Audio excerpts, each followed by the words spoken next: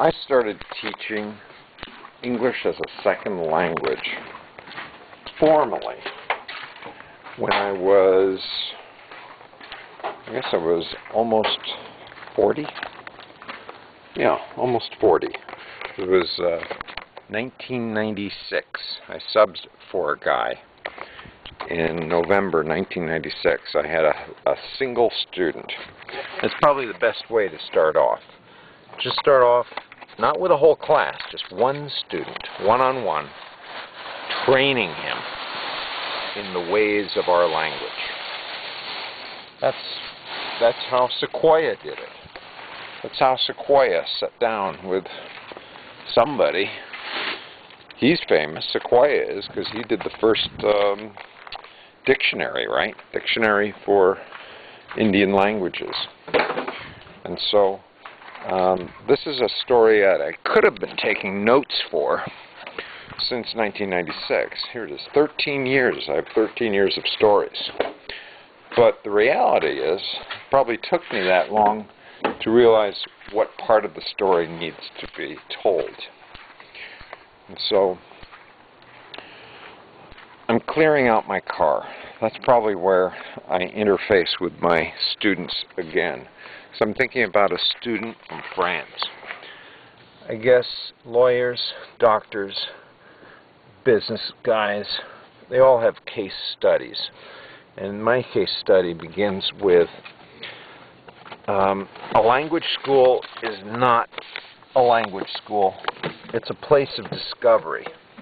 People come to language schools because they couldn't get the language either intuitively, watching the news, picking it up from friends.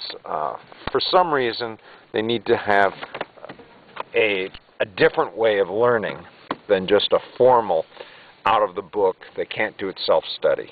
So, some students come to us because they're older. They couldn't get it in the school, so they're not linguistic learners. They don't learn by reading. They don't learn by sitting and formally studying the language. These students are going to learn perhaps more visually or audio style, or they need to be doing some action. For some reason, they weren't able to learn it just by following the book, doing what the teacher said. They probably need something that makes the language lesson more relevant to them.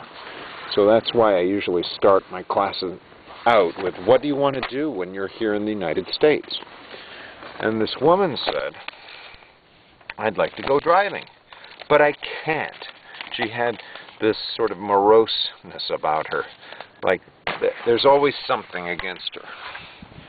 And this is where I come to the theory that language schools are very similar to cruise ships.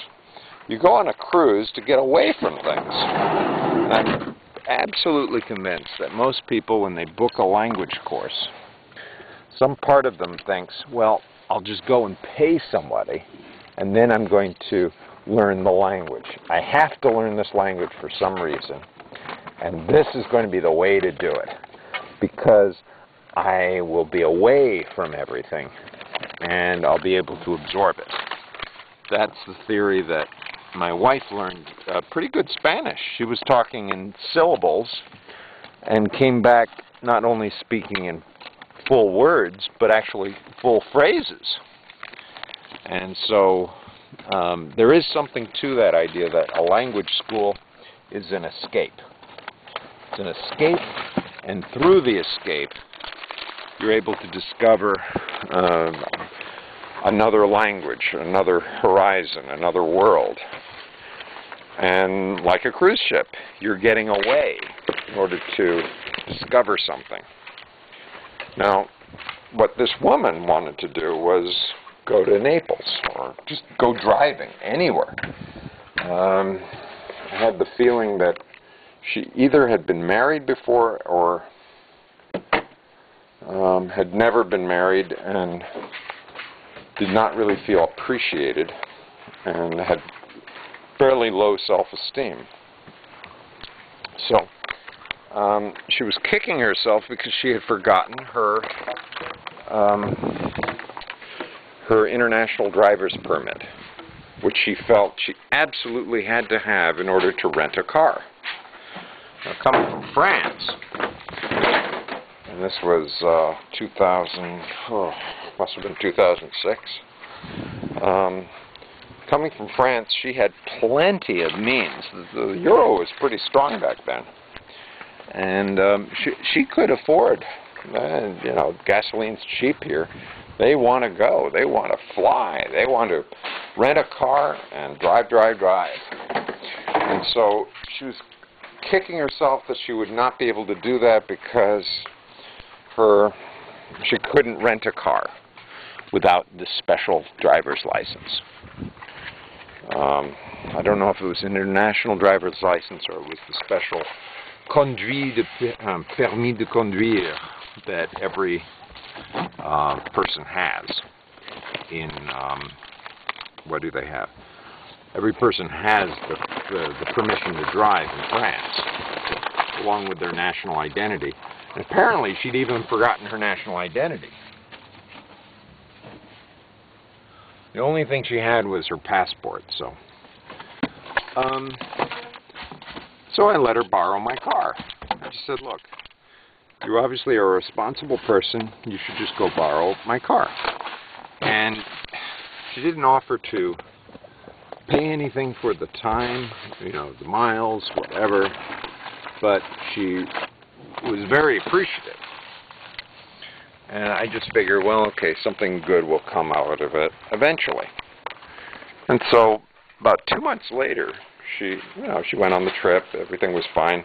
Turned out she actually found her permission to drive, but by then I'd already given her my car to use for the weekend, so she went off and had a great time. Must have put on 300 miles on the car.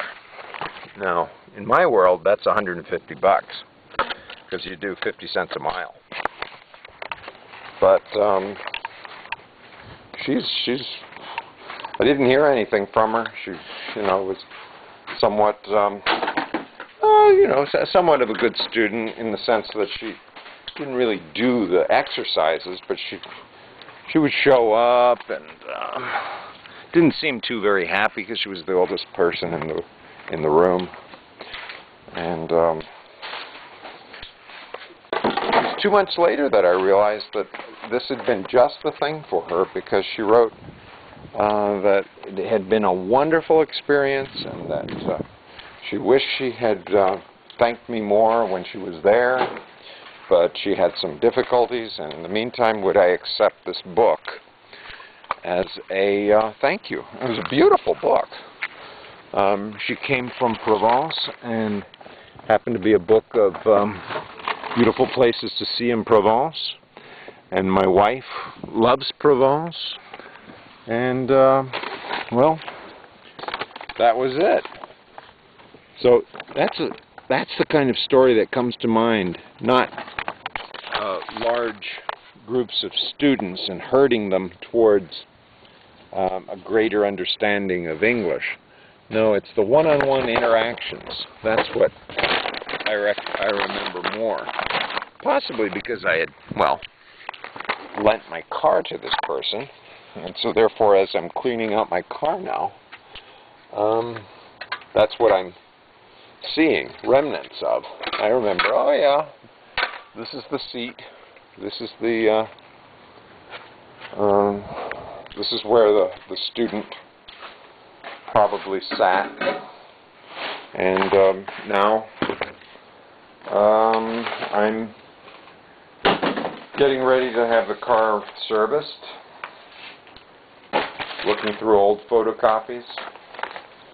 What a different kind of teaching that was.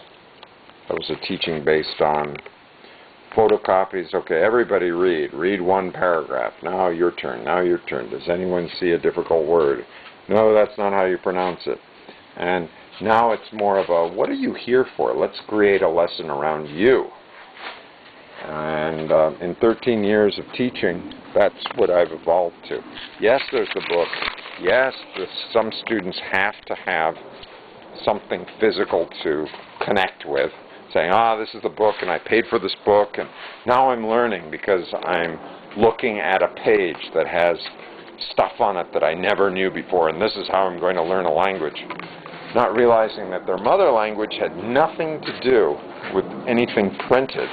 It was mostly spoken. It was through need and desire and want and passion.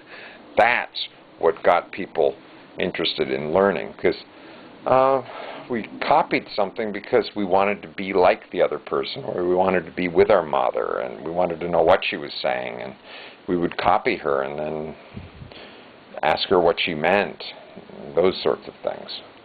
So that's, to me, how you pick up a language. You find out what the passion is of the student. You make the lesson relevant to their needs.